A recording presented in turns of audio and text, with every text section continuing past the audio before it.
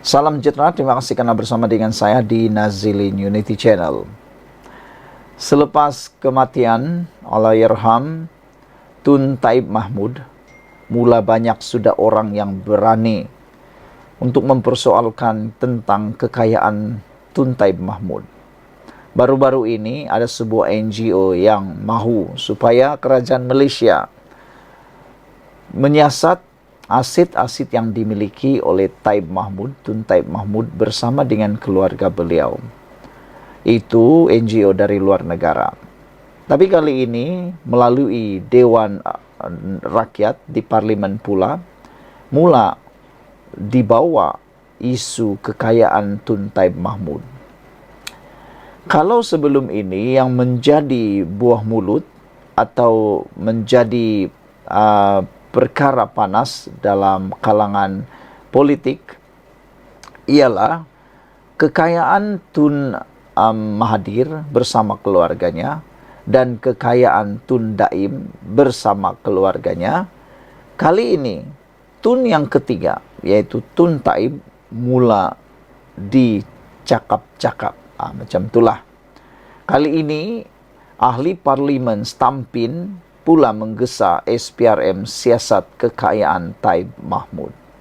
Adakah SPRM akan melakukan siasatan tersebut? Kebiasaannya, SPRM hanya akan melaksanakan tugas mereka selepas mereka dapat laporan untuk dibuat siasatan. Ahli parlimen Stampin, Chong Chiang Jen, menggesa SPRM menyiasat aset bekas yang di Pertuan Negeri Sarawak Abdul Taib Mahmud. Kata beliau, sekurang-kurangnya permintaan untuk penyiasatan aset perlu dibuat oleh SPRM terhadap keluarga Taib Mahmud supaya kita orang Sarawak tahu berapa banyak harta-harta telah dikumpul sepanjang masa pentadbiran beliau. Oleh itu, saya sekali lagi menyeru kepada SPRM supaya ambil tindakan. Itulah hak asasi kita untuk tahu, katanya ketika membahaskan Tita Seri Paduka Baginda di Dewan Rakyat hari ini. Gesaan itu dibuat susulan tindakan Suruhanjaya anti rasuah itu yang menyasar keluarga seperti Dr. Mahathir Mohamad dan Daim Zainuddin dan mengarahkan mereka mengisytiharkan harta kepada SPRM. Daim dan istrinya Naimah Abdul Khalid masing-masing didakwa pada 29 dan 23 Januari kerana gagal mengisytiharkan harta mereka kepada SPRM. SPRM juga mengarahkan anak-anak Mahathir, Mirzan dan Mokzani untuk mengisytiharkan harta masing-masing. Chong turut memuji siasatan terhadap keluarga Mahathir dan Daim sambil menggesa kerajaan mempercepatkannya. Dia turut mempersoalkan sama ada individu atau keluarga lain juga perlu menjadi sasaran untuk siasatan SPRM. Bulan lalu, NGO Bruno Menche Fund BMF yang berpengkalan di Switzerland menggesa agar aset Taib dibekukan serta-merta berikutan kematian bekas Ketua Menteri Sarawak itu pada 21 Februari yang lepas. Sekian dulu untuk kali ini. Jangan lupa tinggalkan komen Anda untuk isu panas kali ini. Kita jumpa lagi dalam laporan akan datang. Salam sejahtera. Ini satu pendedahan daripada Anwar Ibrahim sendiri yang pastinya membuat walaun, pembangkang, hancur kepala karena berus habis-habisan. Manakan tidak, Anwar Ibrahim dedahkan pula satu lagi angka yang membuatkan ramai orang terkejut gila. Ini apabila Anwar Ibrahim kata peningkatan hutang kerajaan tahun lalu lebih rendah berbanding 2023. Atau dengan kata lain, peningkatan hutang kerajaan tahun 2023 ketika pentadbiran Pakatan Harapan BN atau Kerajaan Perpaduan ini adalah lebih rendah berbanding hutang yang dicipta pada tahun 2022 oleh kerajaan dipimpin oleh beberapa Perdana Menteri pada waktu itu. Hutang kerajaan persekutuan mencatat peningkatan lebih rendah, yaitu 8,6% pada tahun lalu berbanding 10,2% pada tahun 2022.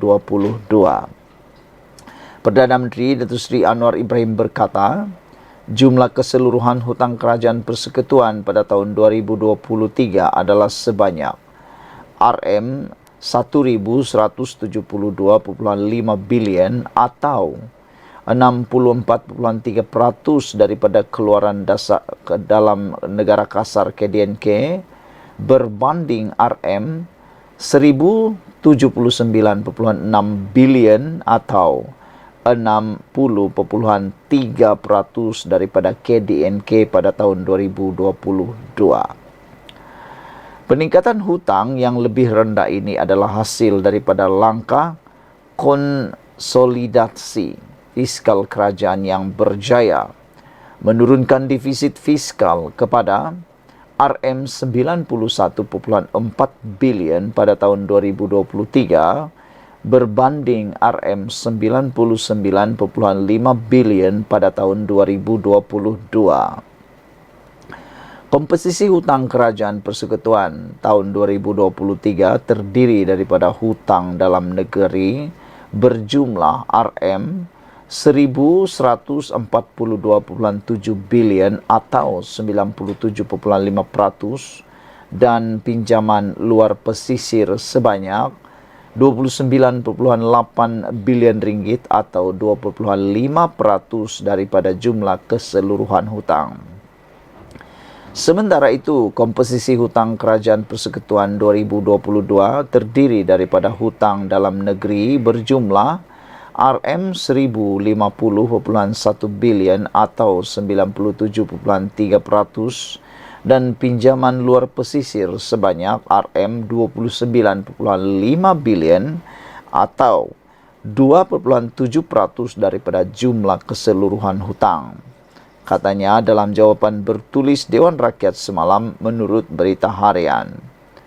Beliau menjawab soalan Tan Sri Muhyiddin Yassin PN Pagoh yang minta Menteri Kewangan menyatakan secara terperinci jumlah pinjaman baharu dalam bentuk bon kerajaan dan lain-lain pinjaman, bayaran balik bon kerajaan serta status hutang kerajaan pada tahun 2022 dan 2023. Dalam pada itu katanya pinjaman yang diterbitkan kerajaan persekutuan adalah berjumlah RM226.6 bilion, iaitu 2% lebih rendah pada tahun lalu berbanding tahun 2022 yang merekodkan sebanyak RM230.9 bilion.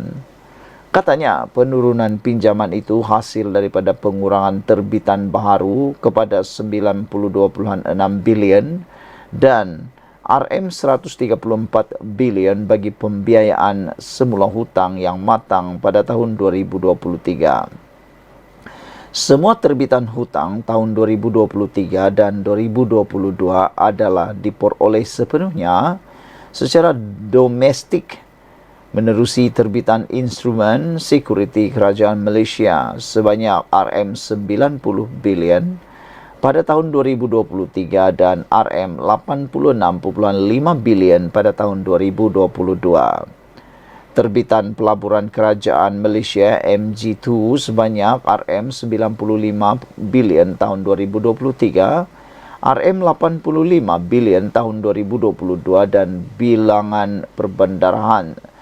perbendaharaan sebanyak RM41.6 bilion tahun 2023 dan RM59.5 bilion tahun 2022 katanya lagi.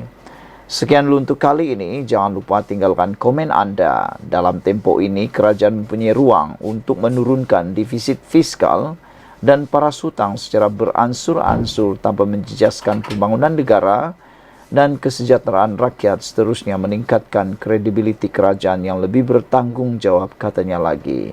Kita jumpa lagi untuk laporan selepas ini. Bye-bye. Salam sejahtera. Terima kasih kerana bersama dengan saya di Nazilin Unity Channel. Ini berita sedih yang mengejutkan kita semua. Hari ini dilaporkan Sultan Syarafuddin meletakkan jawatan sebagai pengerusi MKI. Sultan Selangor, Sultan Syarafuddin Idris Shah, mengumumkan peletakan jawatannya sebagai pengerusi Majlis Kebangsaan bagi Hal Ehwal Agama Islam Malaysia MKI hari ini. Peletakan jawatannya berkuat kuasa pada 9 Mac 2024. Ia mengejutkan pelbagai pihak kerana baru beberapa hari lepas baginda menghantar 5 muka surat murka kepada Presiden PAS Tan Sri Abdul Hadi Awang. Baginda tidak berhasrat menyambung tugas berkenan dan menyerahkan kepada Majlis Raja-Raja untuk memilih seorang pengurusi baru dari kalangan Raja Pemerintah agar kesinambungan fungsi dan aspirasi MKI akan terus dapat dilaksanakan dengan lebih baik di bawah kepimpinan pengerusi baru menurut laman Facebook Selangor Royal Office. Baginda menjadi pengerusi sejak 10 Mac 2022. Baginda turut menegaskan bahawa sepanjang bertindak sebagai pengerusi MKI telah menjadi kewajipan baginda untuk sentiasa mengangkat dan mempertahankan syiar agama Islam di Malaysia dalam setiap keputusan yang dibuat secara muzakarah. Jawatan Kuasa Khas mengkaji isu berkaitan kompetensi Dewan Undangan Negeri telah ditubuhkan di bawah kepimpinan baginda. Sebelum daripada laporan ini, semua media juga telah pun melaporkan kekecewaan Sultan Selangor terhadap Hadi. Ini berkaitan dengan tindakan Hadi yang seakan-akan menghina dan juga telah pun mengaitkan Raja-Raja Melayu dalam isu yang amat panas. Semua akhbar arus perdana beberapa hari yang lampau melaporkan kekecewaan Sultan Selangor, Sultan Syarafuddin Idris Shah terhadap Presiden PAS Tan Sri Abdul Hadi Awang. Berita harian dan sinar harian menggunakan tajuk sama, iaitu Selangor atau Sultan Selangor, duka cita kenyataan Hadi. Sementara itu, kenyataan sinis Hadi itu juga dilapor dalam The Star dengan tajuk Hadi slammed for being insolvent. Hadi diselar kerana kurang ajar. Turut melaporkan kenyataan biadab Hadi yang juga ahli parlimen Marang itu, The New Straits Times dengan tajuk yang amat pedas. Terdahulu, Hadi menerusi siri minda Presiden pada 20 Februari lalu memberi peringatan kepada penganut Islam termasuk raja-raja supaya berwawasan akhirat dan bijaksana memandang ke akhirat sana, bukan memandang kepentingan dunia di sini sahaja. Hadi turut mengkritik hakim yang dianggapnya gagal mentakrifkan perlembagaan persekutuan mengikut prinsip Islam sebenar. Dakwanya lagi, perlembagaan persekutuan memiliki banyak bom jengka serta digubal oleh penjajah mengikut acuan mereka dengan tujuan menghancurkan agama, bangsa, bahasa dan tanah air. Ekoran kebiadaban Hadi itu Setiausaha Sulit Sultan Syarafuddin Datuk Muhammad Munir Bani berkata, Sultan Selangor menzahirkan duka cita itu menerusi satu surat yang diutuskan kepada Pesuruhjaya PAS Selangor, Datuk Dr. Abdul Halim Tamuri bertarikh 27 Februari. Antara intipati surat itu ialah Sultan Selangor menyifatkan Hadi yang membuat kenyataan terbuka di media sosial itu tidak membaca secara menyeluruh dan mendalam titah ucapan baginda pada mesyuarat Majlis Kebangsaan bagi Hal Ehwal Agama Islam Malaysia MKI pada 15 Februari lalu. Saudara-saudara sekalian, itulah dia apa yang berlaku mengejutkan kita di awal pagi ini apabila Baginda Sultan Selangor secara mengejut telah pun meletak jawatan sebagai pengerusi MKI. Saudara-saudara sekalian, kita jumpa lagi. Bye-bye. Salam sejahtera, terima kasih karena bersama dengan saya di Nazilin Unity Channel. Nampaknya Najib makin tersepit. Sudahlah tidak dapat disenaraikan dalam tahanan rumah. Ini pula pendedahan terkini berkait Najib di mahkamah.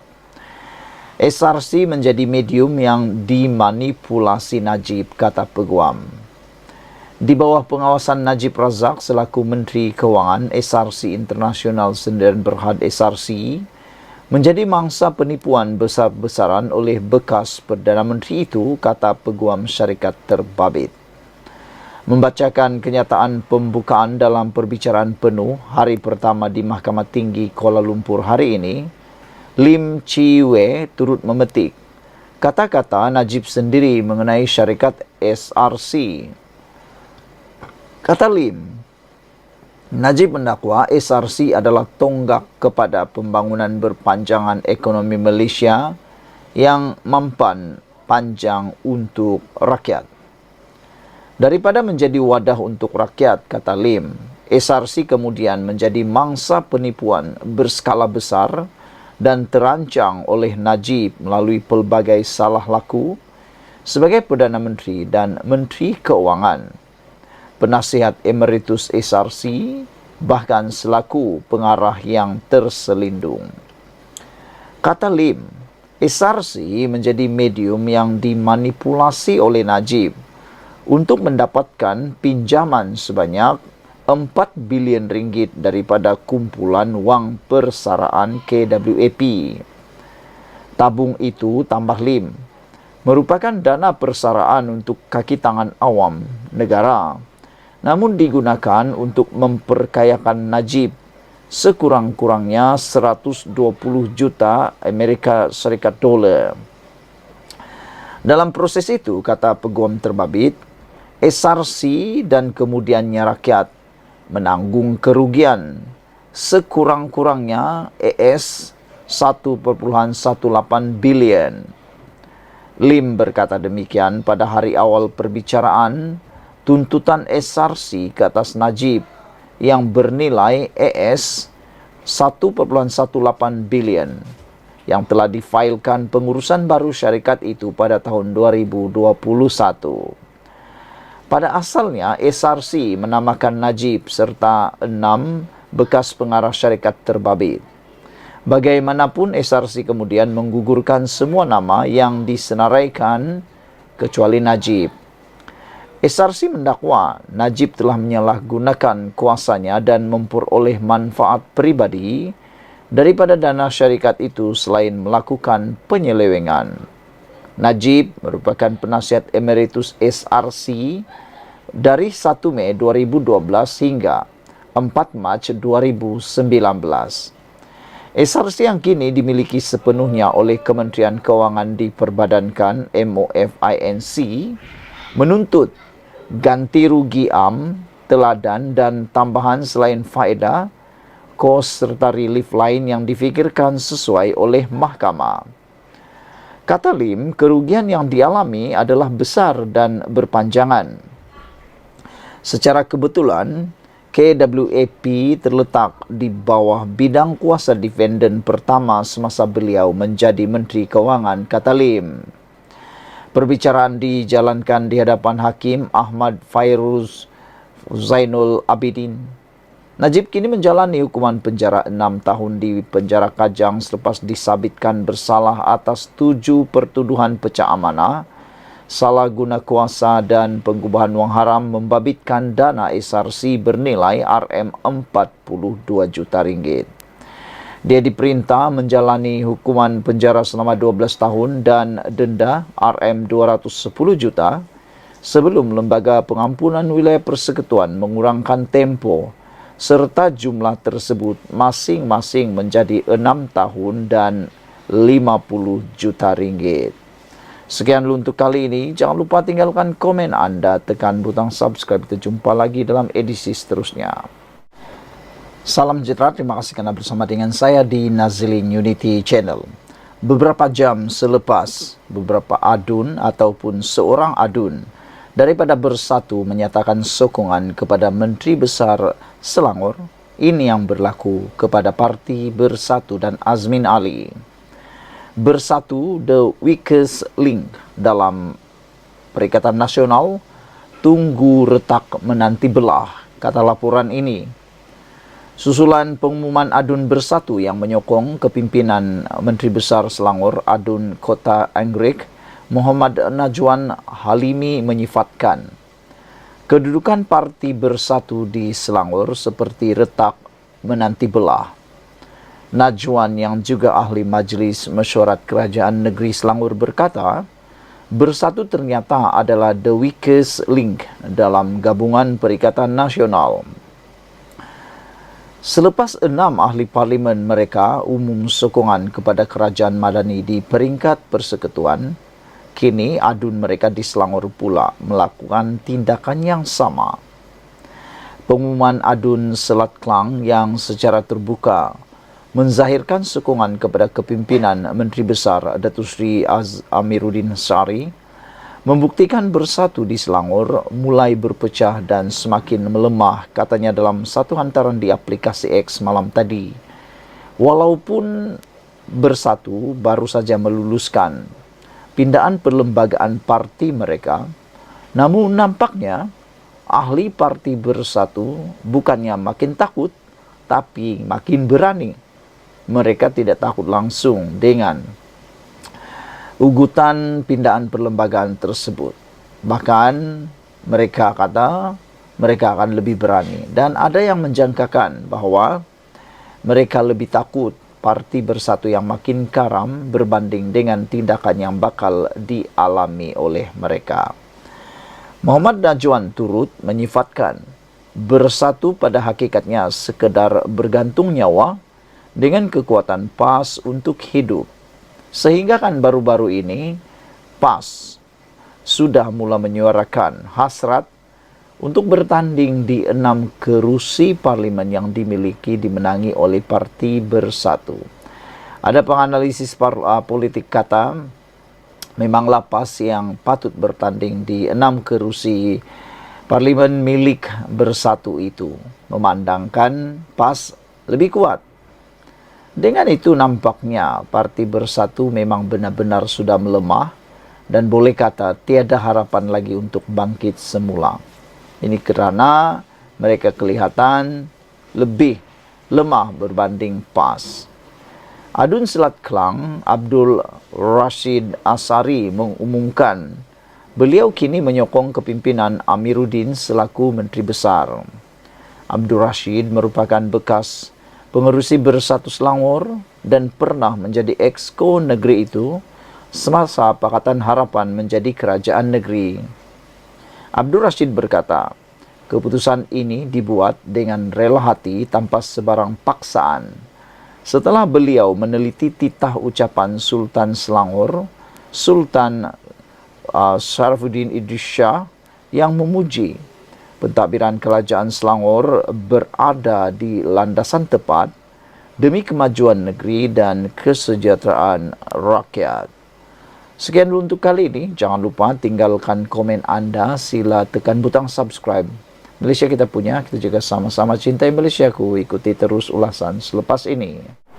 Salam sejahtera. Terima kasih kerana bersama dengan saya di Nazilin Unity Channel. Rupa-rupanya ini sebabnya ahli Dewan Undangan Negeri Selangor menyokong Menteri Besar Selangor. Ini sebabnya mereka membelakangi Bersatu. Kata mereka, Bersatu Selangor tak puas hati dengan pimpinan. Itu sebabnya. Beberapa adun Bersatu di Selangor didakwa menyuarakan rasa tidak puas hati terhadap pimpinan parti dalam beberapa isu, namun masih mengambil sikap tunggu dan lihat untuk mengalihkan sokongan, kata sumber.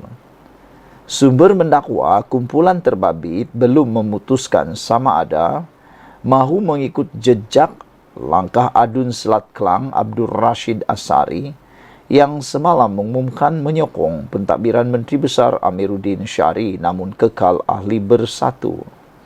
Wakil rakyat penggal kedua itu mendakwa berbuat demikian selepas meneliti perkembangan terkini terutama tindakan Perikatan Nasional PN berdiam diri berhubung tohmahan terhadap Raja-Raja Melayu Memang ada beberapa adun suarakan rasa tidak puas hati dengan pimpinan, tetapi tak pasti lagi sama ada hendak ikut Rashid, kata sumber kepada FMT. Satu lagi sumber mendakwa ada 5 adun cuba dipujuk menyokong pentadbiran Pakatan Harapan Barisan Nasional BN Selangor. Mereka boleh dikatakan terkesan sebab tiada peruntukan dan susah hendak berkhidmat dakwanya. Selain Rashid, ada laporan media mendakwa 5 lagi adun bersatu akan mengalihkan sokongan, iaitu Wan Zahanurin Ahmad Sungai Kandis, Harrison Hassan Jeram, Muhammad Muhaimin Harith Abdul Sani Batangkali, Jamil Saleh Dengkil, dan Rosnizan Ahmad Morib. Semalam, Wan Zahanurin menafikan laporan itu selain penafian oleh Ketua Bersatu Selangor Azmin Ali. Tindakan Rashid itu dibuat selepas Bersatu meminda perkara 10 perlembagaan pada 2 Mac lalu, menyatakan wakil rakyat menyokong pihak bertentangan dengan arahan atau pendirian parti akan terlucut keahlian secara automatik. Pindaan itu belum diluluskan Jabatan Pertubuhan Pendaftaran Pertubuhan Malaysia atau ROS. Bersatu mengambil langkah itu selepas 6 ahli parlimennya menyokong pentadbiran Perdana Menteri Anwar Ibrahim. Mereka adalah Suhaili Abdul Rahman Labuan, Dr. Zulkapri Hanapi Tanjung Karang, Syed Abu Hussein Hafiz Syed Abdul Fasal Bukit Gantang, Zahari Kecik Jeli, Muhammad Azizi Abu Naim Gua Musang, dan Iskandar Zulkarnain Abdul Khalid Kuala Kangsar. Saudara-saudara sekalian, dengan pendedahan daripada media ini, nampaknya Parti Bersatu sedang mengalami masalah yang paling getir. Mampukah Parti Bersatu bertahan seperti UMNO? Ada orang kata Bersatu dah kena tulah, Bersatu dah kena karma daripada UMNO. Kerana kebanyakan ahli daripada Parti Bersatu adalah datang daripada UMNO. Disangka mampu menggantikan UMNO. Rupa-rupanya bukan menggantikan UMNO, tetapi merasai penderitaan UMNO yang pernah dialami UMNO selepas pemimpin-pemimpin UMNO keluar daripada UMNO dan menyertai Bersatu. Jadi sekarang mulalah krisis baru dalam Parti Bersatu. Sekian dulu untuk kali ini, ikuti terus ulasan selepas ini. Salam sejahtera, terima kasih kerana bersama dengan saya di Nazilin Unity Channel. Dijangka 5 lagi ahli Dewan Undangan Negeri Selangor akan membuat pusingan U menyokong kepimpinan Menteri Besar Selangor. Didedahkan di media, didedahkan kabar angin, kononnya ada 5 ahli Dewan Undangan Negeri di Selangor akan menyusul mengikuti langkah Rashid yang telah menyokong Menteri Besar Selangor. Ada yang kata penafian demi penafian yang dibuat itu sebenarnya boleh dipertikai.